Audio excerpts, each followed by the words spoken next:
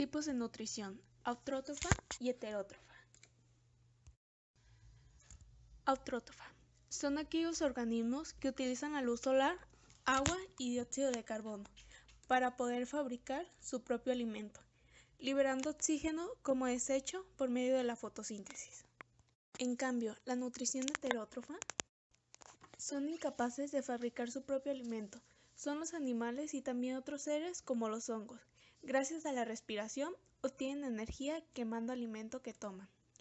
La nutrición heterótrofa la presentan los animales, hongos, protozoos y algunas bacterias que no son capaces de fabricar su propia materia orgánica. Deben alimentarse de la materia orgánica producida por otros seres vivos, descomponerla en moléculas más simples mediante el proceso de la digestión y absorberla para distribuirla a las células. Tejidos de la conducción en las plantas: xilema y floema. El xilema y floema es la característica más llamativa que distingue a las plantas vasculares de las no vasculares y la presencia de tejidos especializados en la conducción de agua y sustancias orgánicas e inorgánicas. Xilema. Se le denomina así al conjunto de vasos leñosos de las plantas a través de las cuales pasa la savia fruta, es decir, el xilema, que es un tejido de tipo conductor que se ocupa principalmente del transporte de las materias primas absorbidas por la raíz de las plantas hasta los organismos productores que son las hojas. Floema. Se le denomina floema al tejido de conductor que una planta que se ocupa del transporte de nutrientes orgánicos, principalmente el azúcar producido por el área fotosintética y autrótrofa, hacia las partes basales subterráneas. A estos nutrientes orgánicos se les llama savia elaborada, que son nutrientes que la fotosíntesis convierte en glucosa y está localizada en la parte más externa del tallo. Transporta savia elaborada de las partes clorofílicas, donde sucede la fotosíntesis, hasta las partes vivas de la planta, donde será transformada en energía. La energía para efectuar el mencionado transporte se llama ósmosis, que desplaza hacia arriba el agua acumulada en la raíz, y succión atrae hacia las hojas el agua contenida en el tejido vascular, con la misión de compensar el líquido que se pierde por la transpiración. ¿Qué es la fotosíntesis? La fotosíntesis es una función que consiste en fabricar materia orgánica a partir de sustancias inorgánicas, utilizando la energía luminosa, que es transformada en energía química y almacenada en el alimento.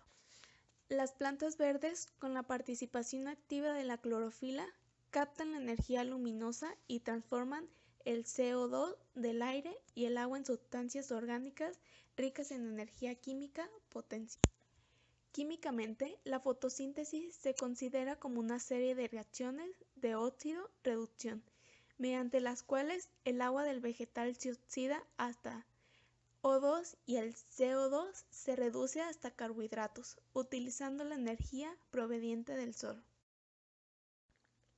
Fase luminosa es la primera etapa de la fotosíntesis, que depende directamente de la luz o energía lumínica para poder obtener energía química en forma de ATP a partir de la disociación de moléculas de agua formando oxígeno e hidrógeno.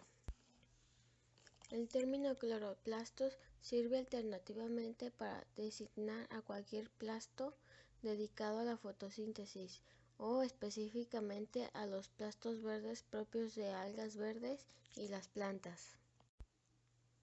Pigmento de color verde que se halla presente en las hojas y tallos de muchos vegetales y que es responsable del proceso de la fotosíntesis.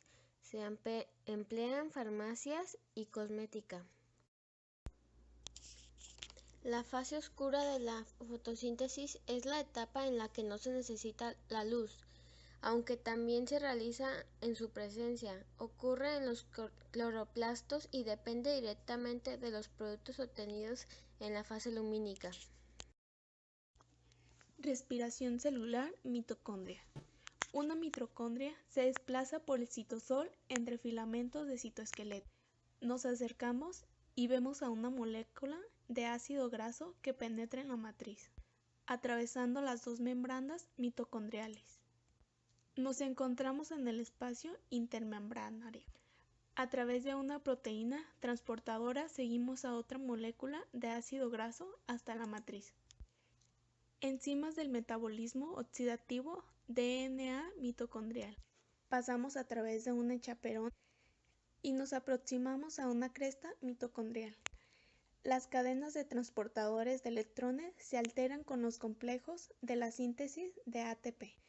Los coenzimas NADH y FADH2 ceden los electrones procedentes del catabolismo a las cadenas de transportadores de electrones.